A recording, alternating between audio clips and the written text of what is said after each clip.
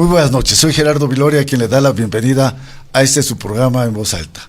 Como todas las noches tenemos el privilegio de recibir a un personaje, y esta no es la excepción. Tenemos hoy la continuidad de un tema que ustedes nos los han pedido, y para ello tenemos al especialista. El tema es ¿qué sucederá con el PRI? Y para ello tenemos al especialista, al hombre que conoce en las entrañas propias del partido esta circunstancia, pero independientemente de ello es un estudioso de la ciencia política y es para mí un motivo de orgullo y de honor decir que soy su amigo. Se trata del licenciado Cuauhtémoc García. Muy buenas noches, Gerardo, mi querido Cuauhtémoc. Gracias por estar con nosotros de nueva cuenta en este programa En Voz Alta. Gracias a ti, Gerardo. Gracias al equipo. Gracias. Y de nueva cuenta, como todas las noches, tengo el privilegio de contar, ahora ya, después de un día de asueto, de vacaciones, con mi querido amigo don Rodolfo Camposeco Torres, a quien le doy la bienvenida esta noche, y que espero haya disfrutado de su día vacacional. Sí, muchas gracias, Gerardo. Bienvenido de nuevo, mi estimado Cuauhtémoc. Y de igual manera, como siempre, en todos los programas, desde el inicio, a mi muy querido amigo, hermano, el maestro de 44 años ininterrumpidos al frente de la cátedra en la Facultad de Derecho de la Universidad Autónoma del Estado de México, mi muy querido amigo y hermano, don Ernesto Rodríguez González. Muchas gracias y bienvenido, Ernesto.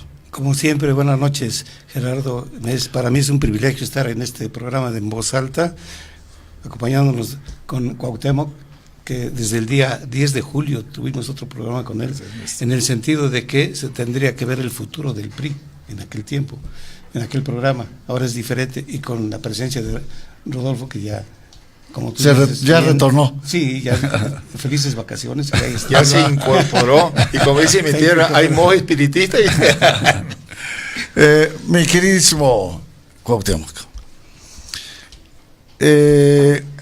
han sucedido situaciones inéditas, terremoto en torno a los diversos partidos, pero después del 1 de julio, en que han perdido posiciones muy importantes.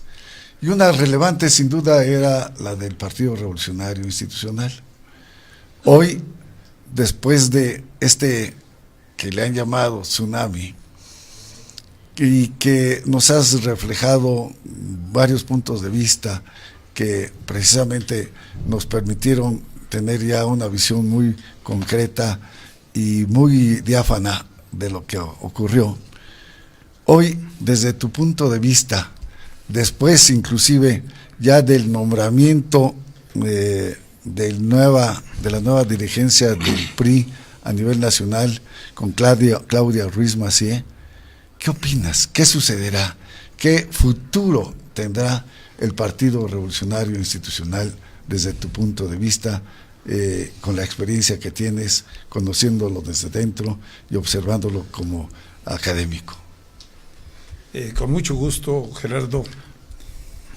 Desde luego que el acontecimiento del 1 de julio fue el huracán que se transformó en tsunami, y que la administración nacional del PRI, nacional y en los estados, no supieron prepararse para enfrentar un huracán que finalmente se transformó en tsunami. Eso es lo que arrojó el 1 de julio, producto de una serie de hierros graves y desde luego también de políticas públicas y de cambio del proyecto de nación. El proyecto de nuestro país se definió en los movimientos sociales, como el nacionalismo revolucionario, y Miguel de la Madrid lo hace a un lado y abraza el proyecto económico del neoliberalismo, y desaparece de los estatutos del PRI el nacionalismo revolucionario y es sustituido por el neoliberalismo. Pero esto, ¿qué nos trae? La privatización del patrimonio del pueblo de México. Más de 8,000 empresas fueron privatizadas en este periodo que se inicia con De la Madrid y concluye ahora con Enrique Peña Nieto, la larga noche, la larga espera del neoliberalismo, que prometió mucho, que el patrimonio de los mexicanos se transformaría en bienestar, en desarrollo, en empleos, y nada de eso se hizo realidad. El pueblo lo sigue esperando, y si a esto le sumamos en materia política, el partido hegemónico, el partido en el poder, no supo entender los llamados del 88 con Cárdenas, no supo entender el llamado del 2000 con Vicente Fox, del 2006 con Calderón, y se llenaron de soberbia con el triunfo de Enrique Peña Nieto, sin recordar que desde atrás venía un malestar y un agravio a todo el pueblo de México porque no se le cumplió. Y un partido en el poder que en el ejercicio privilegió a su grupo, con el cual formó parte de su estructura económica, de su estructura administrativa, desde el 82 para acá, una nueva clase, la tecnocracia, arribaron a los cargos políticos sin saber hacer política, y los políticos fueron marginados de su naturaleza, de su compromiso histórico. ¿Qué se esperaba con ello? Pues que los administradores que llegaron al partido, al PRI, ya no llegaron los políticos, los que saben hacer política, los que tienen un compromiso ideológico y principios. Llegaron los administradores que no saben hacer política, los administradores que no saben cómo ganar una elección, y se fueron por la vía que ellos conocen, en la compraventa, a comprar elecciones, en lugar de ganar elecciones, a comprar voluntades, en lugar de convencer a las voluntades, a pagar una pesada burocracia, en lugar de tener a una clase política experimentada para mantener el ejercicio del poder público. ¿Y qué hicieron estos administradores del PRI? Pues se dedicaron a favorecer a su grupo, se dedicaron a favorecer a los mismos de siempre, que son sus intereses muy particulares, y en los últimos años, con algunas reformas a la Constitución y a la ley electoral, que exige cuotas para mujeres y para jóvenes, pues se dedicaron a favorecer ya no solo a los amigos, sino a la familia, a la esposa, a los hijos, y todo fue verdaderamente insultante para la militancia y para este país y para la democracia. Y si a ello le sumamos otro ingrediente de agravio enorme, impulsar una candidatura de alguien sin militancia priista, que viene de las filas de la administración de Vicente Fox, de Felipe Calderón, y no siendo funcionario de rango menor, sino de rango muy importante, como secretario de Hacienda con Calderón, y se le hace 3 veces secretario, como el personaje de la administración pública más destacado, y se le regala una candidatura. Yo creo que ese agravio no lo calcularon, porque fue un agravio no solamente al perismo, sino fue un agravio al país. Y si quieren encontrar culpables, el principal culpable es el que tomó estas decisiones. No olvidemos que el PRI hasta hoy se decide centralmente, y ahí están las decisiones del que generó una gotita más, pero fue una gotita que derramó el vaso de agua. Por ello, los priistas fuimos arrasados el 1 de julio por el abuso excesivo de los administradores de nuestro partido y de los administradores del sector público que quisieron hacer política y se sintieron políticos. Muy claro tu análisis y bueno, sin duda hay en este contexto también la militancia o los simpatizantes que quedaron en testimonio fehaciente de lo que se pensaba y se deseaba que era ese nacionalismo revolucionario que creó las instituciones para el país, las mismas que lo fortalecieron, las mismas que le dieron presencia internacional. Y bueno, ¿qué va a pasar ahora con esa militancia?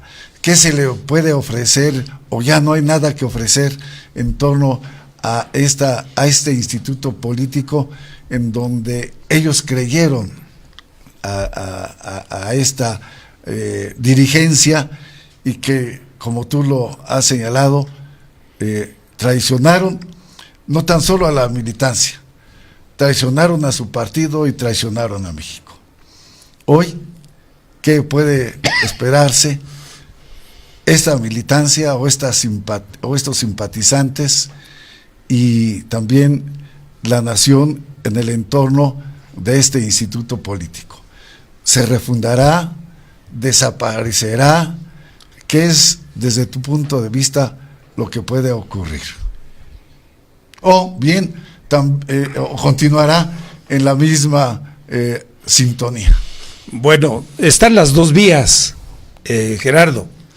Sin lugar a dudas, existe el temor fundado de que quienes tienen en sus manos la decisión, porque son los que pusieron a Claudia Ruiz Massieu y que pusieron a Moreira, dos personajes con vínculos conocidos de todos,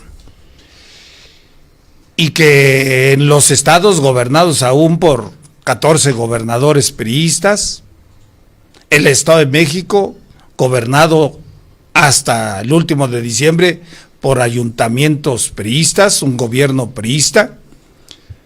Bueno, en este momento tienen el poder de imponer a quien quieran. Lo pueden hacer a espaldas de la militancia, como siempre lo han hecho, para favorecer a esa burocracia. Pero eso sería suicida, porque ya no hay base social. El Estado de México solo tiene un diputado local, no hay base social. Solo tiene 22 municipios que tiene ayuntamiento priista, de los medianos a chiquitos. Solo tiene 3 diputados federales, en el país solo 7.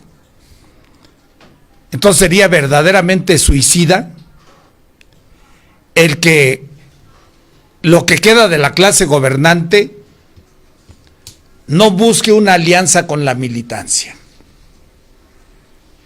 En este momento la fórmula es que los que están gobernando, aceptando su responsabilidad, busquen una alianza con la militancia y que la militancia asuma la dirección del Partido Revolucionario Institucional a nivel nacional y en el Estado de México. la militancia estaría haciendo ese favor, ese servicio de recomponer las cosas, iniciando una tarea nada sencilla, pero solamente la militancia es capaz de hacerlo. Solamente los agraviados, si se les da el derecho que se les ha negado históricamente, si se les da ese derecho de tomar en sus manos las decisiones y la dirección del Partido Revolucionario Institucional, solamente así, este moribundo que está en terapia intensiva se puede salvar. Los expertos para salvar al moribundo son los militantes, y de los militantes deben tener la dirección los políticos de a de veras, los luchadores sociales, los que se han identificado siempre con el pueblo, los que han sido marginados, incluso muchos de ellos obligados a irse a otras opciones para que ya no les causen tanta molestia al interior. Tiene que haber un desagravio muy grande, pero este desagravio solamente lo puede iniciar a resolver la militancia y una dirigencia en el PRI surgida de la militancia.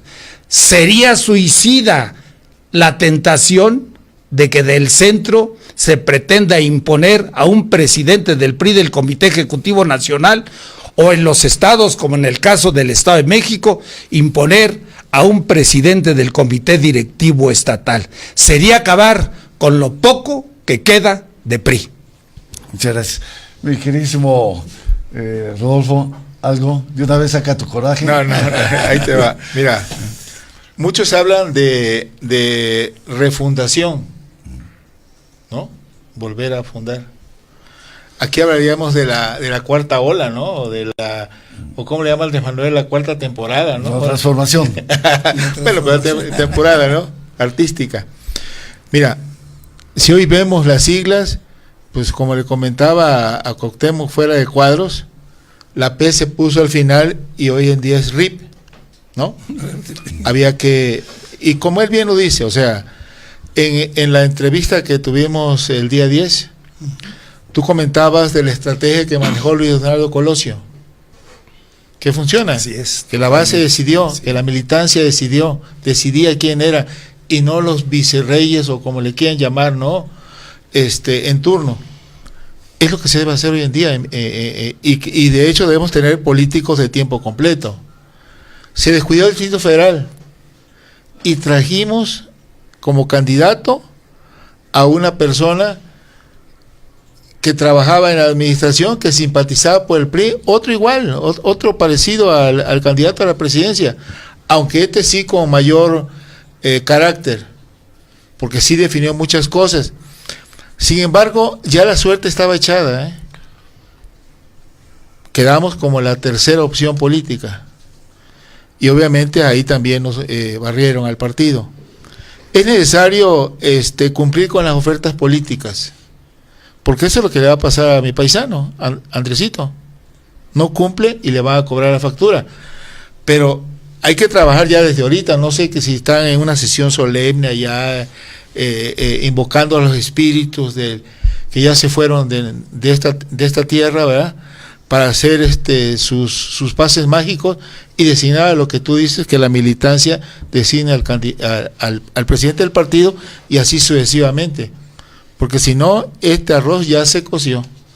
Sí, incluso, Rodolfo, existe una situación donde en el Estado de México está muy retrasado. René Juárez Cisneros asumió su responsabilidad institucional.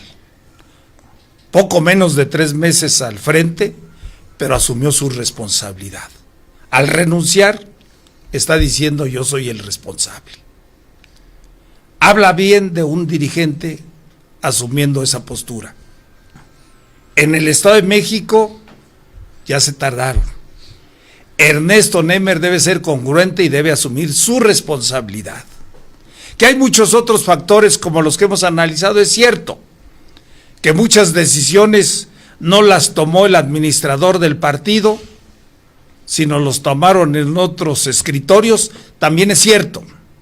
Pero el responsable institucional es Ernesto Nemer, y ya se tardó, debió haber presentado ya su renuncia al comité directivo estatal para salir por la puerta grande y dar paso a las sesiones de autocrítica a la que tendrá que sujetarse el comité directivo estatal del PRI por la militancia a nivel estatal y a nivel municipal y en todos los foros, con una enorme libertad para que los militantes vayamos construyendo lo que se necesita de PRI. Bueno, pues necesitamos que Ernesto Nemer presente su renuncia. Es muy lamentable que a este momento no lo haya hecho.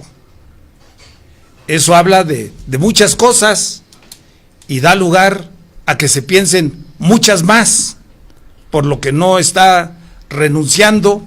Y sin embargo, los administradores del PRI lo único que les ha preocupado es correr a los trabajadores que llevan 10, 15, 20, 30 años sirviéndole al PRI, y es lo único que les ha preocupado, en no liquidarlos, porque liquidarlos es conforme a la ley, sino simplemente correrlos sin reconocer un solo derecho, lo cual es verdaderamente lamentable lo que está ocurriendo en el comité directivo estatal del PRI, y de que no hay nadie que los defienda. ¿Quién debiera defender?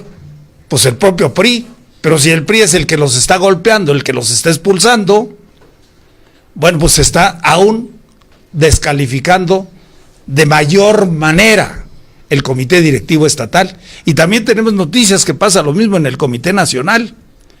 Argumentan que no hay recursos, se les olvida que sí pensamos, que no somos menores de edad, que están ofendiendo la inteligencia cuando somos gobierno de la República, gobierno en el estado, en los municipios, y entonces ese argumento no pasa.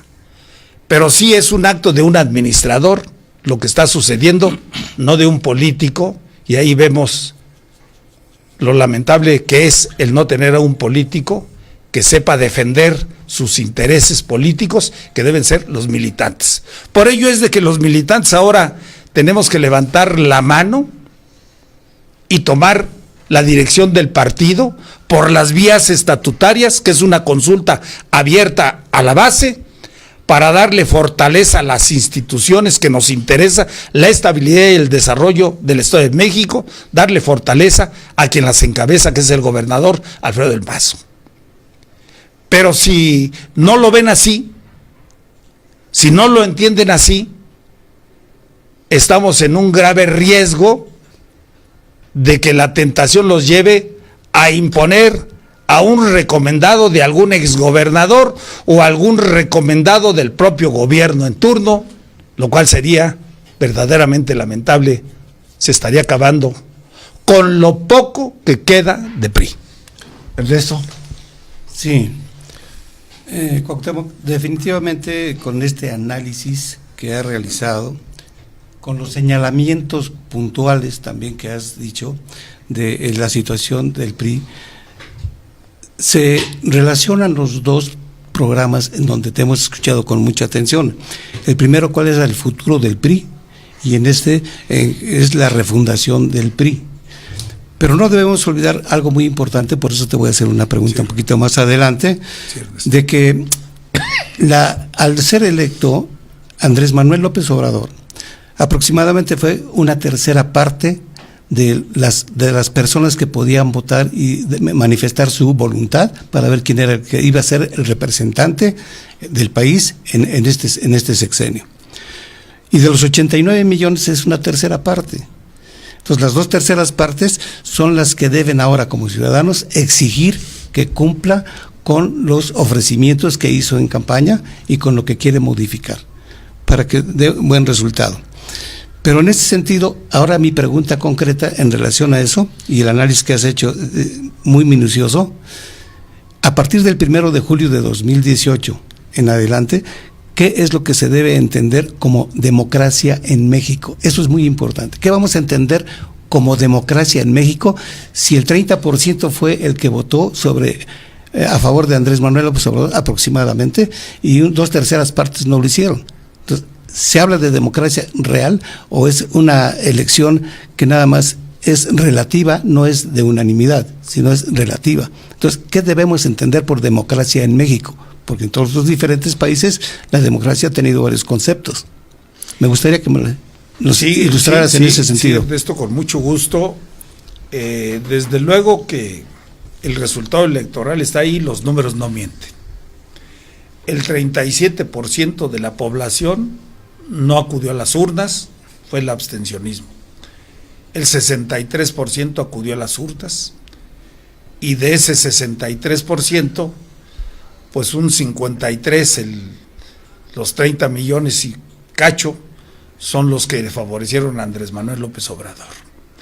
Viéndolo solamente con el esquema de padrón electoral en función de solo los que acudieron a votar, bueno, tuvo un 53%, pero viéndolo de una manera reflexiva, analítica, como tú lo haces, de la totalidad de ciudadanos del país, no la población, la totalidad de ciudadanos del país, que son 89 millones, efectivamente solo una tercera parte acudió a las urnas por esa opción. Otra tercera parte, poquito más, se abstuvo. Se abstuvo porque no lo convenció ninguna de las opciones que estuvieron en la batalla electoral. Entonces, en este sentido, pues tenemos una democracia de carácter electoral, de mayorías, solamente de los que participan, porque no hay una ley que obligue a que todos acudan a las urnas, solamente los que voluntariamente quieren acudir, y en función de ello es como se toma la calificación en materia de democracia electoral. Pero la democracia electoral es solamente una expresión de lo que el pueblo quiere. El pueblo quiere que se resuelva el problema de inseguridad. El pueblo quiere oportunidad igual para todos. El pueblo desea una mejor remuneración. El pueblo quiere educación para todos, para sus hijos. El pueblo desea seguridad social para todos. Eso es democracia. La democracia es una forma de vida que, por cierto, de manera magistral está expresado en el artículo 3º constitucional, lo que es la democracia, que es toda una forma de vida, de todo un proyecto de nación, y de repente se les olvida. No, esto solamente es una expresión de la democracia en materia electoral, y podría decirte una democracia dirigida, porque ningún ciudadano participó en determinar que fuera tal o cual persona el candidato, sino fueron acciones realizadas al interior de cada partido. Entonces esto es una democracia dirigida, donde al final le dan al ciudadano, le reconocen su derecho que marca la Constitución de tomar la decisión quién deba gobernarnos. Entonces es una democracia muy limitada, aún la electoral, que es lo que de manera más amplia se tiene, y la democracia económica, y la democracia social, la democracia educativa. En todo eso estamos muy atrasados. Yo creo que el presidente próximo, hoy candidato triunfante, tendrá que entender la democracia con esa amplitud, que la democracia es una forma de vida donde debe de darse oportunidades iguales para todos, y que no se ha logrado en este sentido. Y bueno, ahí podemos decir que en materia de democracia estamos dando los primeros pasos, pero se dio un gran paso en el sentido de reprobar, de hacer a un lado aquel partido que no ha cumplido históricamente y que le dio la espalda a la ciudadanía y particularmente a sus militantes. Me refiero al PRI. Sí, yo percibo ya con este comentario que no únicamente es el PRI, sino todos los partidos políticos. Y todos los partidos políticos, porque se componen los partidos políticos de seres humanos, hombres y mujeres, sin hacer distinción de ninguna naturaleza. Son hombres y mujeres que participan en el partido político. Y los partidos políticos deben tener el mayor cuidado para ver el origen de los militantes. ¿Cuál es su origen de los militantes? Para el efecto de saber qué tipo de educación tienen, qué tipo de cultura tienen, qué tipo de valores representan, de acuerdo con la zona en que se encuentran, la experiencia que tienen en la participación política y el deseo y el anhelo de superarse en lo individual, porque esto es desde el punto de vista de la estratificación social. Muchos pretenden subir y cambiar de un estatus social diferente, pero que lo hagan en forma honesta, en forma honorable y de acuerdo con un bien en servicio de la humanidad. Esa es la idea. Entonces, en ese sentido, ¿cuál es la aquí tú lo mencionaste bien, son varios aspectos en cuanto a la democracia. Verlo desde el punto de vista político es muy importante, desde el punto de vista educativo, desde el punto de vista social, desde el punto de vista económico y fundamentalmente no debemos olvidar desde el punto de vista histórico, que son señalamientos muy importantes para saber qué es lo que debemos de hacer y no repetir estos errores. Efectivamente, este es un gran tema y una deuda que se tiene con el pueblo, que ha sido muy generoso al continuar participando, pero en esta ocasión se fue por una enorme mayoría para una expresión, hizo a un lado a aquellos que consideró que no tenían ya derecho a seguir. Te pongo un ejemplo, un partido que no desaparece, pero que casi está borrado del mapa, el PRD, que obtiene menos votos que el Bronco, que un candidato ciudadano. Y ante esto también los partidos pequeños, como participaron en una candidatura común, pues se pudo medir el número de votos que se emitieron a favor de cada partido, y fue muy poco el número de sufragios que se contabilizaron a favor de estos, y ojalá se cumpla la desaparición de unos partidos que no representan nada más que intereses muy particulares, muy personales, y ese ya será otra materia, pero sin embargo es algo que la ciudadanía determinó y ahí están los resultados. Por lo tanto, en este momento, pues todos los mexicanos estamos con la esperanza de que las cosas mejoren, de que haya cambios que nos ayuden a resolver los problemas. Los ciudadanos lo que queremos es que retorne la tranquilidad, la paz pública, la paz social, que podamos volver a salir a la calle sin problema, lo mismo que nuestros hijos. Y los ciudadanos lo que queremos es un empleo seguro y bien remunerado. No queremos despensas. Los ciudadanos queremos desarrollar una vida digna, no que nos conviertan en ejércitos de limosneros, no más limosneros como los que ha promovido Cedesol. Eso es criminal, porque lo han visto con un criterio electoral. En lugar de invertir tantos miles de millones en limosnas, se deben de invertir en infraestructura para el desarrollo económico y comprometer espacios de trabajo dignos para todos los mexicanos. Mi querido, como siempre, Cuauhtémoc, el tiempo es nuestro verdugo. Se nos ha concluido el mismo.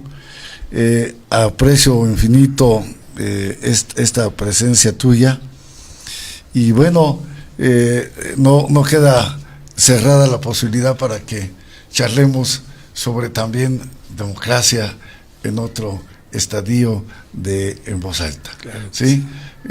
Y esperamos en ese momento también contar con tu presencia. Mucho gusto, Gerardo. Estoy a tus órdenes. Y gracias una vez más por haber estado con nosotros esta noche en este programa de Voz Alta. ¿Sí? Gracias, y como siempre, una vez más a mi queridísimo Rodolfo